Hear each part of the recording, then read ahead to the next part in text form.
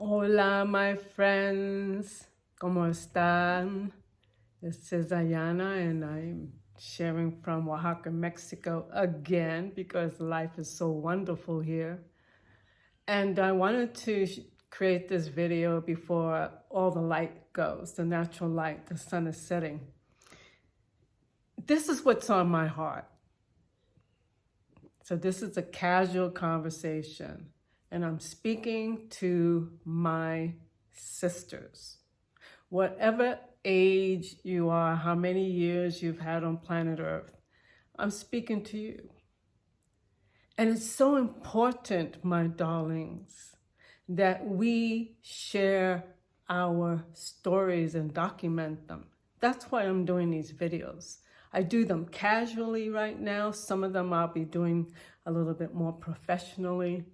You'll start seeing the channel change as I am transforming. But it's so important that we get our stories out and our thoughts. We as women are a teacher. We are teachers. We are models. We are examples. We are whom someone is looking toward to see where they're going. They see you and they're like, oh, am I going there? I think I like where she's going. Or that's my mother, that's my grandmother, that's my sister, and I'm going that way. And it may or may not be the right model. Or perhaps we are looking towards someone as an example, as a model of which way we want to go and which way we can go with the least amount of trauma. How do we get to that place where we want to be? The easiest way to get there and have this life that we want. So for example, I'm speaking to my sisters because this is so important. As I am a very sovereign woman, something about Oaxaca gave me the room and the space to really be who I am truly. Something about Oaxaca and being in Mexico supported my choices for sovereignty. I come from a Puerto Rican family, culture. I have lived under machismo. Mexico still has that very strong. And yet, I thrive here as a sovereign woman.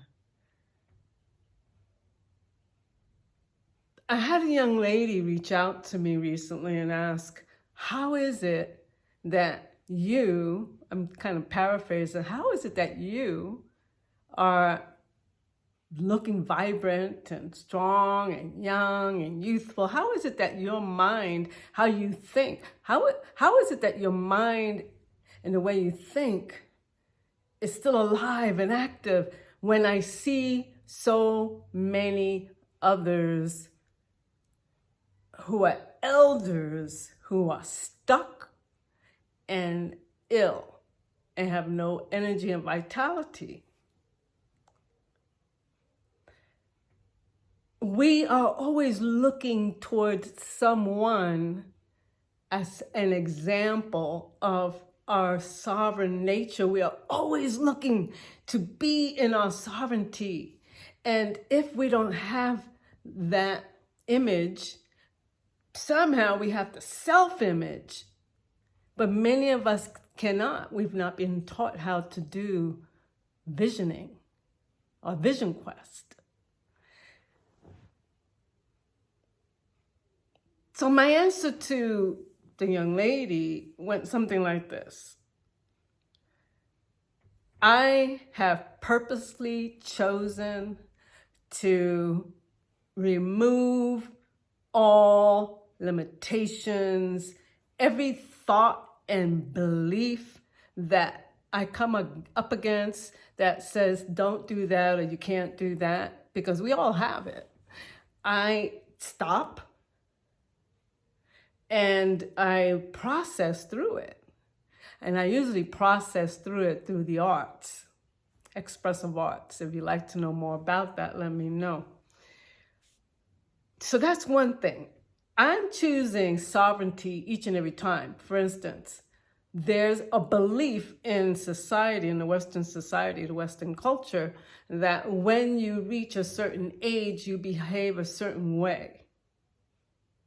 Well, physiologically, there are certain developments that happen in the body where, yes, that is true. However, when we challenge the cultural belief systems about who we can be, how we could be, when we could be it, especially for women, I'm talking about women, how we could be it, how you have to behave, and especially if it's not, if they're beliefs that keep us suppressed, in shame, disempowered, angry. There's so many ways that we can be in this messy mess without expressing our divinity and our magnificence. So I say to the young lady, I choose sovereignty at each and every point. Each and every step I'm choosing sovereignty. I'm learning new things. Right now I'm making a decision about which of the advanced technologies to study. New synapses will be created. And not only will new synapses be created, I'll be right on that cutting edge. I don't care how many years I've lived on planet Earth.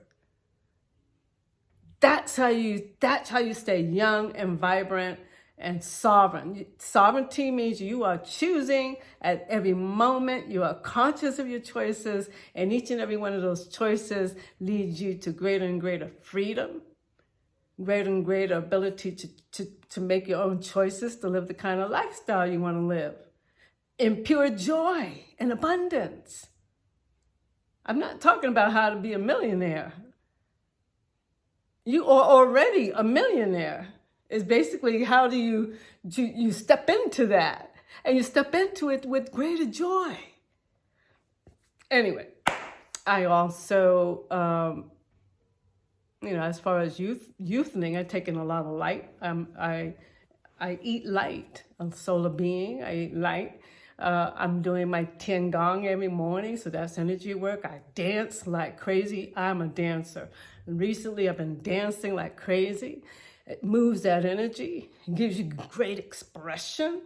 And I'm hiking. My thighs are strong, man. My buttocks are getting like strong again, like a dancer. My arms, my core, because I'm doing a special breathing exercise that not only gives me more of that oxygen running through my body, but my core is firm. I can see the changes happening. My hair is long, thick, and curly because of how I eat.